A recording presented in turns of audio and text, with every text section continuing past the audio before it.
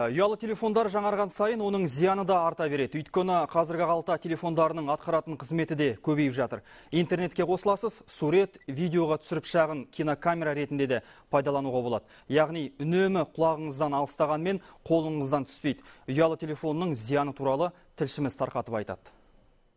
Ұялы телефонмен сөйлесу барысында бөлінетін электромагниттік радио толқындарға мән беріп жатқан ешкім жоқ. Мәселенің барлығы осында. Өйткені қолыңыздағы құралдың кесірінен глиома, нейроглиома, невриома сынды аурулар пайда болады. Және олардың асқыну жағдайы өте белсенді. Салдарынан қауіпті ісік ауруына шалдығады. Бұл мәселе қазір әлем ғалымдарының назарында. Тіпті арнайы жобаларға қомақты қаржы бөлінуде. Бұл бағытта отандық ғалымдар да зерттеу жүргізуде. Ұялы телефоннан келетін зиянның бар екенін жоққа шығармайды. Есть такая организация ВОЗ.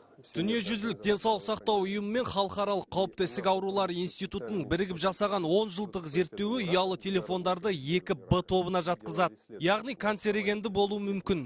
Бұл онкологиялық аурулардың индукциясы мен дамуының ықтималдығын көрсетеді. Дүниежүзілік денсаулық сақтау ұйымының баяндамасында ұялы телефондар адам миында нейроглиоманың пайда болуына себеп болатыны айтылды. Жалпы зияндығы мынау біз құлаққа тақап тұрып сөйлейміз ғой. Сондықтан антенна бірден адамның миына әсер етеді. Стресс деген бар қазір. Сол үндемей-ақ, біреуді ешкімнен сөзді естімей-ақ та сол стрессті, сол электромагнит толқындардан әлінде айтып кеткенде, ол біздің организмде болып жатқан химиялық процестерге әсер етеді. Ұялы телефон әсіресе кішкентай балаларға қатты әсер етеді екен. Егер түнде баланың қасында телефоныңыз қалып қойса, онда сәбидің ұйқысы тыныш болмайды. Шетелдік ғалымдардың айтуы бойынша, құлақтың түбіндегі ұялы телефоннан бөлінетін радио толқындар 2 сантиметрге дейін адамның бет бұлшықеттері мен бас сүйектеріне таралып жылу бөледі. Ол жылу ДНК клеткаларының құрамының өзгеруіне, адамның денсаулығында түрлі аурулардың пайда болуына себеп болады. Бірақ соған қарамастан, біздің бір күнімізде бұл ұялы телефонсыз өтпейді.